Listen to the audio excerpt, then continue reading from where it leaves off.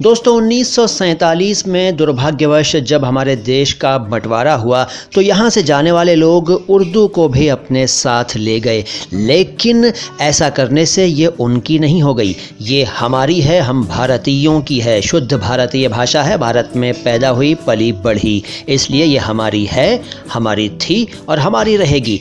इस उर्दू भाषा में अनेक शब्द ऐसे हैं जो हम भारतीयों को अक्सर कन्फ्यूज्ड कर देते हैं। ऐसे ही कुछ शब्द आज मैं पेश कर रहा हूं।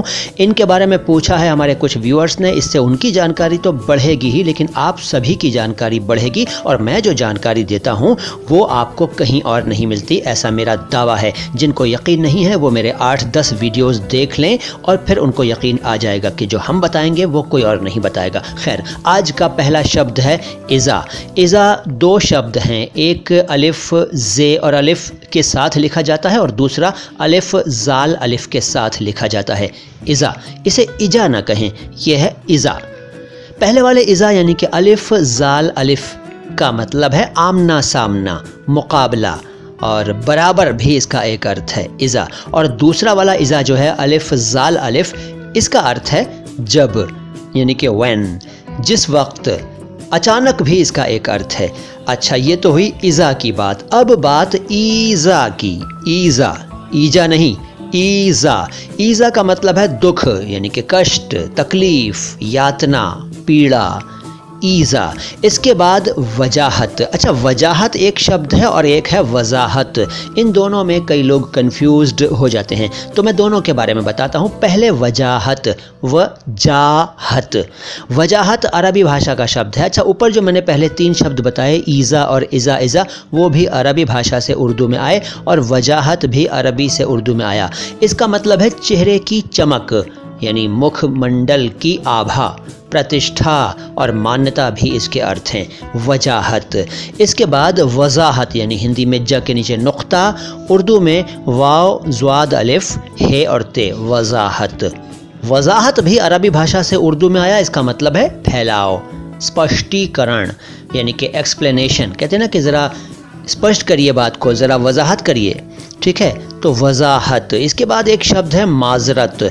माजरत दरअसल मैं बता चुका हूँ पहले कि माजिरत है, माजिरत, असल में ये माजिरत है, माजिरत, लेकिन ऐसे नहीं बोलते। अरबी का है तो हुआ करे, हम हिंदुस्तानी तो अपने स्टाइल में बोलेंगे भाई, तो माजरत बोलते हैं, लेकिन यह है माजरत कह लीजिए, माजरत, माजरत ना कह सकें तो माजरत का मतलब है मजबूरी। जी हाँ, मजबूरी इसका अर्थ है, शाब्दिक अर्थ है मजबूरी, लेकिन इसका इस्तेमाल होता है माफ़ी चाहने के सेंस में, क्षमा याचना के सेंस में। जैसे कि कई बार ऐसा होता है कि हम लोग बैठे हुए हैं और हमें अचानक जाना पड़ जाए तो हम बीच में कहते हैं सॉरी यार मुझे निकलना है, तो इसको उर्दू में कहते हैं माजरत चाहूँगा, मुझे निकलना है, मुझे जाना है। या कहीं भी क्षमा मांगने के लिए बीच में बोलते बोलते या किसी भी मौके पर हम कहते हैं ना माजरत चाहूँगा लेकिन ऐसा है, ठीक है, माजरत।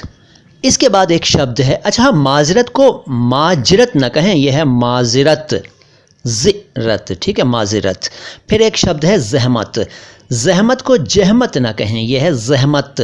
जहमत शब्द का अर्थ है तकलीफ़, कष्ट, क्लेश, ठीक है, अरबी से आया है जहमत। लेकिन एक और शब्द मिलता जुलता है और वो है ज़िहमत। पहले तो जहमत बता दिया, अब ज़िहमत। ज़िहमत का मतलब है सड़े हुए गोश्त या सड़ी हुई मछली की बदबू, ज़िहमत।